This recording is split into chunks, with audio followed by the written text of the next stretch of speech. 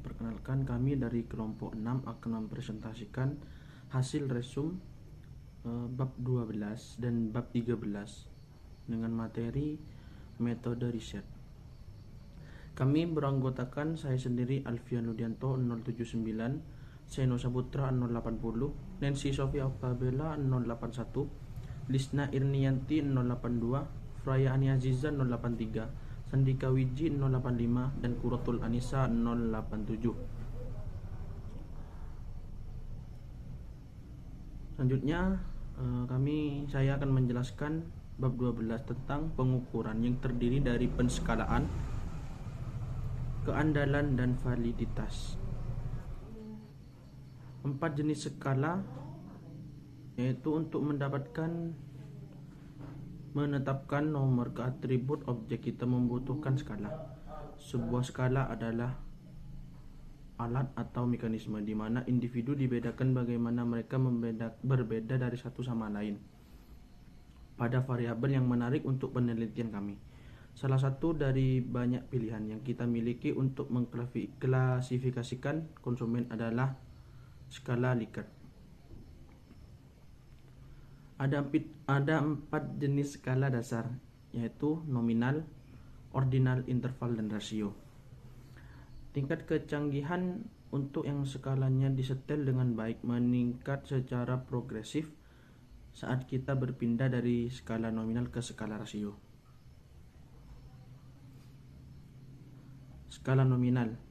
Sebuah skala nominal adalah salah satu yang memungkinkan peneliti untuk mata pelajaran asing ke kategori atau kelompok tertentu. Angka-angka ini berfungsi sebagai label kategori yang sederhana dan nyaman tanpa nilai intrinsik.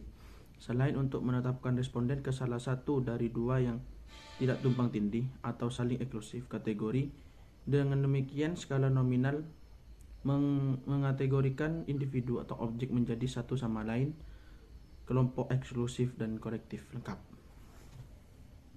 Selanjutnya akan dijelaskan oleh rekan saya. Assalamualaikum warahmatullahi wabarakatuh. Perkenalkan, nama saya Seno Saputra, NIM 19104110080 dari kelas manajemen B 2019. Di sini saya akan melanjutkan presentasi dari teman saya, yaitu saya akan menjelaskan skala ordinal.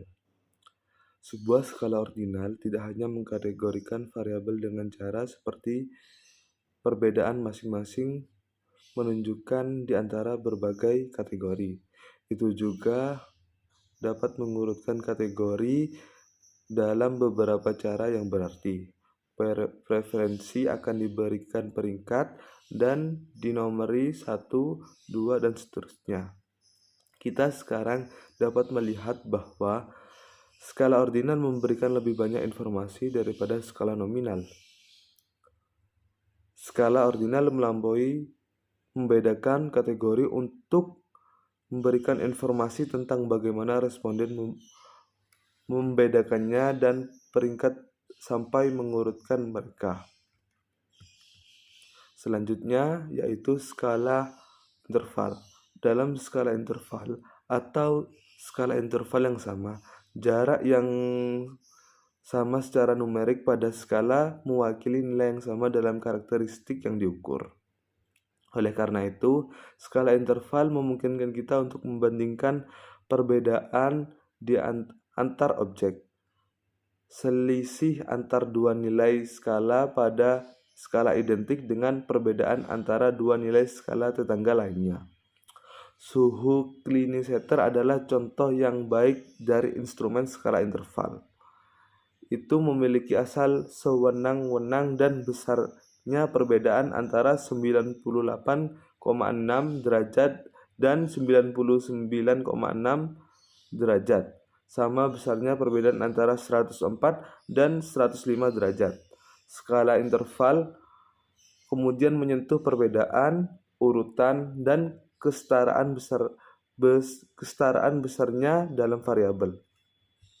Selanjutnya yaitu skala rasio. Skala rasio mengatasi kelemahan titik asal arbitrer dari skala interval. Karena memiliki nilai yang absolut, titik nol, yang merupakan titik pengukuran yang berarti. Dengan demikian, skala rasio tidak hanya mengukur perbedaan antara titik-titik pada skala tetapi memanfaatkan proporsi dalam perbedaan NC. Timbangan adalah contoh yang baik dari skala rasio. Ini memiliki mutlak nol asal dikalibrasi di atasnya, yang memungkinkan kita untuk menghitung rasio bobot dua individu. Anda pasti sudah menduga sekarang bahwa variabel seperti jenis kelamin hanya diukur dari nominal skala, sementara yang lain seperti suhu dapat diukur dengan skala ordinal atau interval skala melalui termometer.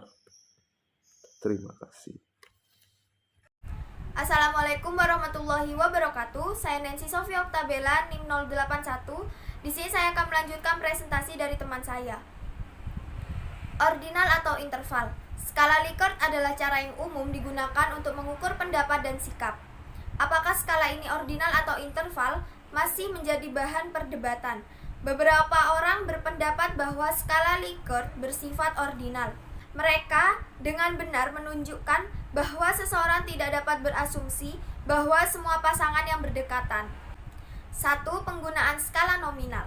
Skala nominal selalu digunakan untuk memperoleh data pribadi seperti jenis kelamin atau departemen di mana satu karya di mana pengelompokan individu atau objek adalah berguna. Yang kedua, penggunaan skala ordinal. Skala ordinal digunakan untuk menentukan peringkat preferensi atau penggunaan berbagai merek suatu produk oleh individu dan untuk mengurutkan individu, objek, atau peristiwa. Yang ketiga, penggunaan skala interval. Skala interval digunakan ketika tanggapan terhadap berbagai item yang mengukur variabel dapat disadap pada 5 poin atau jumlah poin lainnya yang dimana dijumlahkan di seluruh item. Yang keempat, penggunaan skala rasio. Skala rasio biasanya digunakan dalam penelitian bisnis ketika angka yang tepat pada faktor objektif atau sebagai lawan subjektif diperlukan. Selanjutnya, ulasan timbangan. 4 skala yang dapat diterapkan untuk pengukuran variabel adalah nominal, ordinal, interval, dan juga skala rasio. Skala nominal menyoroti perbedaan dengan mengklasifikasikan objek atau orang ke dalam kelompok dan memberikan informasi paling sedikit tentang variabel. Perkalian atau pembagian akan melestarikan rasio ini. Saat kita berpindah dari skala nominal ke skala rasio, kita memperoleh presisi yang semakin meningkat dalam menguantifikasi data dan fleksibilitas yang lebih besar dalam menggunakan uji statistik yang lebih kuat. Dalam skala penilaian, setiap objek diskalakan secara independen dari objek yang diteliti.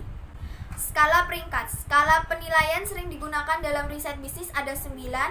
Yang pertama ada skala dikotomis, skala kategori, skala diferensial semantik, skala numerik, skala penilaian yang diperinci, skala penilaian jumlah tetap atau konstan, skala stapel, skala penilaian grafis, dan juga skala konsensus. Terima kasih. Selanjutnya akan dijelaskan oleh teman saya. Assalamualaikum warahmatullahi wabarakatuh. Perkenalkan, nama saya Lisna Ernianti, NIM 191041182. Di sini saya akan meneruskan tentang presentasi dari teman saya, yaitu dengan materi yang selanjutnya, ordinal atau interval. Jadi, skala Likert adalah cara yang umum digunakan untuk mengukur pendapat dan sikap. Apakah skala ini ordinal atau interval masih menjadi bahan perdebatan. Beberapa orang pendapat bahwa skala Likert bersifat ordinal. Mereka dengan benar menunjukkan bahwa seseorang tidak dapat berasumsi bahwa semua pasangan yang berdekatan. Yang selanjutnya, penjelasan yang pertama, penggunaan skala nominal. Skala nominal selalu digunakan untuk memperoleh data pribadi seperti jenis kelamin atau departemen di mana satu karya, di mana pengelompokan individu atau objek adalah berguna. Yang kedua, penggunaan skala ordinal. Skala ordinal digunakan untuk menentukan peringkat preferensi atau penggunaan berbagai merek suatu produk oleh individu, dan untuk menurunkan individu objek atau pariwisata. Yang ketiga yaitu penggunaan skala interval. Skala interval digunakan ketika tanggapan terhadap berbagai item yang mengukur variabel dapat disadap pada 5 poin atau 7 poin atau jumlah poin lainnya. Skala yang dapat di sana setelah dijumlahkan dari seluruh item. Yang keempat, skala dari rasio. Skala rasio biasanya digunakan dalam penelitian bisnis ketika angka yang tepat pada faktor objektif atau sebagai lawan subjektif yang diperlukan. Dan materi yang selanjutnya yaitu tentang ulasan timbangan. 4 skala yang terdapat diterapkan untuk pengukuran variabel adalah nominal, ordinal, interval, dan skala rasio. Skala nominal menyoroti perbedaan dengan mengklasifikasikan objek atau orang ke dalam kelompok dan memberikan informasi paling sedikit tentang variabel. Dan selanjutnya perkalian atau pembagian akan melestarikan rasio ini. Saat kita berpindah dari skala nominal ke skala rasio, kita memperoleh presisi yang semakin meningkat dalam menguantifikasi data dan fleksibilitas yang lebih besar dalam menggunakan uji statistik yang lebih kuat. Dalam skala penilaian, setiap objek diskalakan secara independen dari objek lain yang diteliti. Yang selanjutnya yaitu tentang materi skala peringkat. Skala penilaian berikut sering digunakan dalam riset bisnis. Yang pertama, skala dikotomis, yang kedua skala kategori, yang ketiga skala diferensial semantik, yang ketiga skala numerik, yang kelima skala penilaian yang diperinci, yang keenam skala penilaian jumlah tetap atau konstan, yang ketujuh skala staple, yang kedelapan skala penilaian grafis, yang kesembilan skala konsensus. Baik, materi selanjutnya akan dijelaskan oleh teman saya. Terima kasih. Assalamualaikum warahmatullahi wabarakatuh. Saya Fraya Ani Aziza Damawanti dengan NIM 19104110883.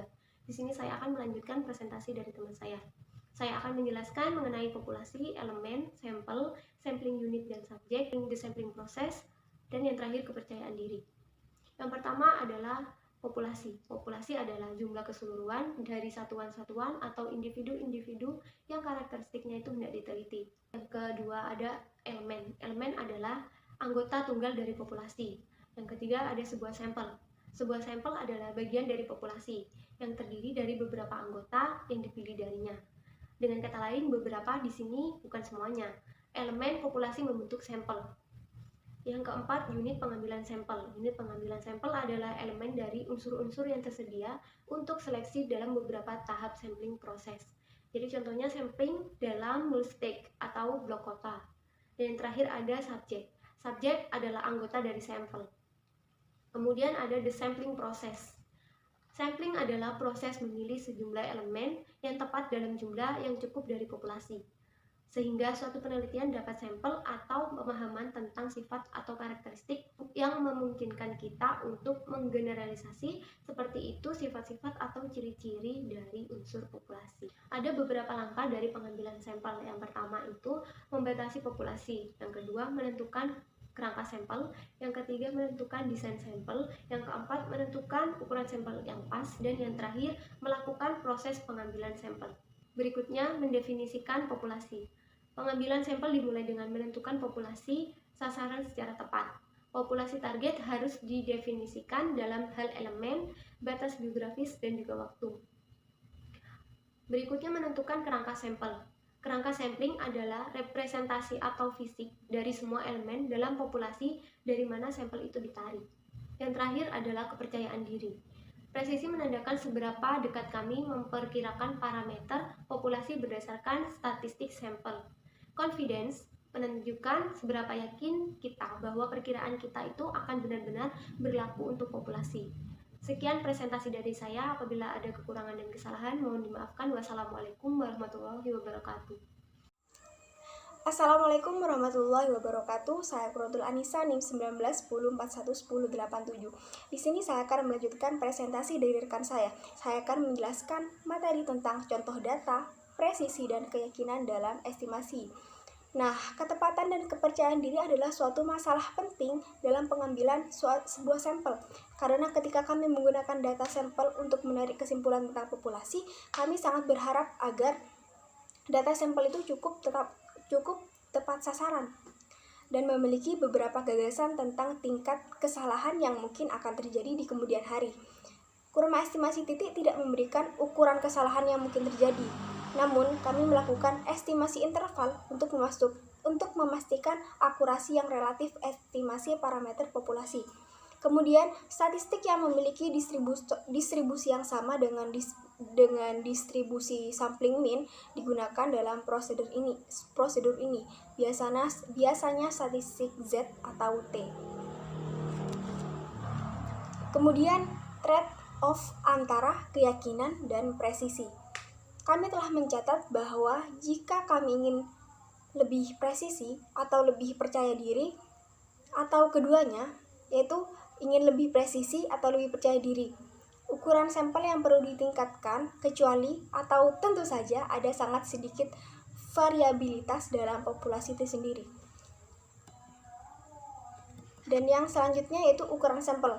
Nah, bab desain pengambilan sampel maupun ukuran sampel sangat penting untuk menetapkan keterwakilan sampel untuk generalisasi. Sekarang kita menyadari bahwa ukuran sampel diatur oleh tingkat presisi dan kepercayaan, bukankah iya? Diinginkan bagaimana kita menentukan ukuran sampel yang diperlukan untuk penelitian kita. Prosedur tersebut dapat diilustrasikan melalui sebuah contoh. Nah, contohnya yaitu ukuran sampel yang terlalu besar, dikatakan lebih dari 500, dapat menjadi masalah karena kita kemudian akan cenderung melakukan tingkat kesalahan. Kemudian contoh yang lainnya, artinya kami akan menerima temuan penelitian kami, padahal sebenarnya kami harus mencaknya. Dalam kata lain, dengan ukuran sampel yang terlalu besar, bahkan hubungan yang lemah dikatakan korelasi 0,10 antara dua variabel Blaise, mungkin pencapaian tingkat signifikasi dan kami cenderung percaya bahwa hubungan ini signifikan. Sekian. Assalamualaikum warahmatullahi wabarakatuh. Nama saya Sandika Wijijayanti, NIM 085. Di sini saya akan melanjutkan presentasi dari teman saya, yaitu efisiensi dalam pengambilan sampel. Efisiensi dalam pengambilan sampel dicapai ketika untuk tingkat presisi tertentu atau kesalahan standar, ukuran sampel dapat menjadi dikurang, atau untuk ukuran sampel tertentu tingkat presisi dapat ditingkatkan. Beberapa sampling probabilitas desain lebih efisiensi daripada yang lain. Selanjutnya, sampling masalah dalam penelitian online. Saat melakukan survei online, peneliti sering menghadapi masalah terkait pengambilan sampel. Menetapkan kerangka sampel saat meneliti komunitas online menghadirkan tantangan nyata. Yang selanjutnya, sampling sebagai terkait studi kualitatif. Pengambilan sampel untuk penelitian kualitatif sama pentingnya dengan pengambilan sampel untuk penelitian kuantitatif. Selanjutnya, sampel dalam penelitian lintas budaya. Sama seperti dalam pengembangan instrumen dan pengumpulan data, terlibat dalam penelitian lintas budaya, seseorang harus peka terhadap masalah pemilihan sampel yang cocok berbagai negara, sifat dan jenis organisasi yang dipelajari, apakah subjek berasal dari daerah perdesaan atau perkotaan, dan jenis desain pengambilan sampel digunakan, semua harus serupa di negara yang berbeda untuk memungkinkan perbandingan yang benar. Yang selanjutnya, implikasi manajerial. Kesadaran akan desain pengambilan sampel dan ukuran sampel membantu manajer untuk memahami mengapa metode pengambilan sampel tertentu dilakukan paling digunakan oleh peneliti. Terima kasih, sekian dari saya. Wassalamualaikum warahmatullahi wabarakatuh. Terima kasih atas partisipasinya. Saya mewakili kelompok 6 mengucapkan mohon maaf bila ada salah kata dan perbuatan. Billahi taufiq wal hidayah. Assalamualaikum warahmatullahi wabarakatuh.